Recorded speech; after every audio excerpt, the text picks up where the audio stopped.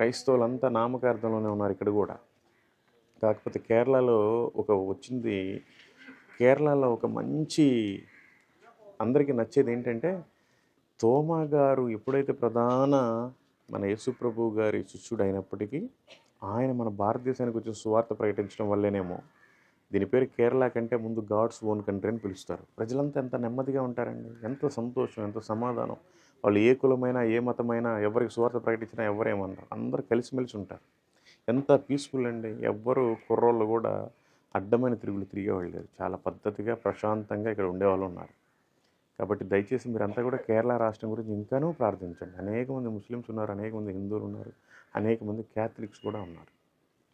సరేనా? వాళ్ళు ఇంకా ఆచారాల్లోనే కొంతమంది ఉన్నారు. కాబట్టి అన్నిటినీ వదిలిపెట్టి దేవుడి కోసమే వాళ్ళు జీవించే విధంగా మీరంతా ప్రార్థించండి. మీకు ఇంకా అనేక విషయాలు చెప్తాను. Thank you. Praise the lord.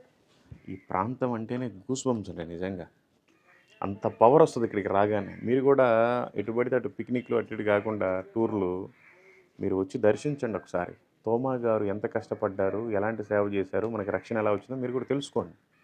Thank you. Praise the lord.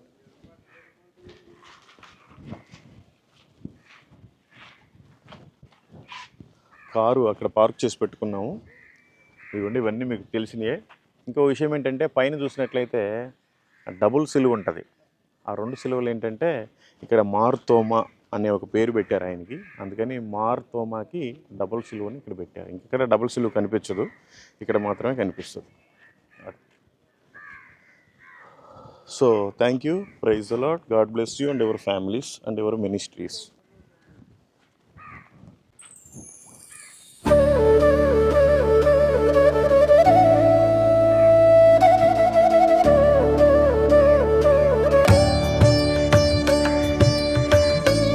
ఏంటంటే, ఇక్కడే తోమా గారిది ఒక హాస్పిటల్ కూడా ఉంది, ఒక అనాథాశ్రమం ఉంది, చాలా ఉన్నాయి ఇక్కడ. కాకపోతే ఇక్కడ మెయింటెనెన్స్ సరిగ్గా లేదు. జస్ట్ ఆ చర్చ్ ఒకటే కొంచెం మెయింటైన్ చేస్తున్నారు.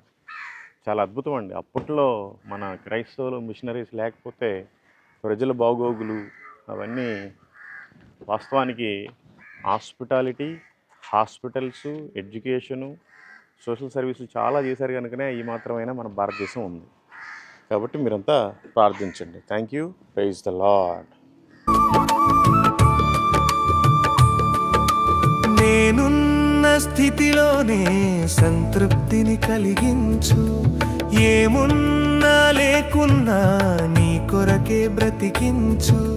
నేనున్న స్థితిలోనే సంతృప్తిని కలిగించు.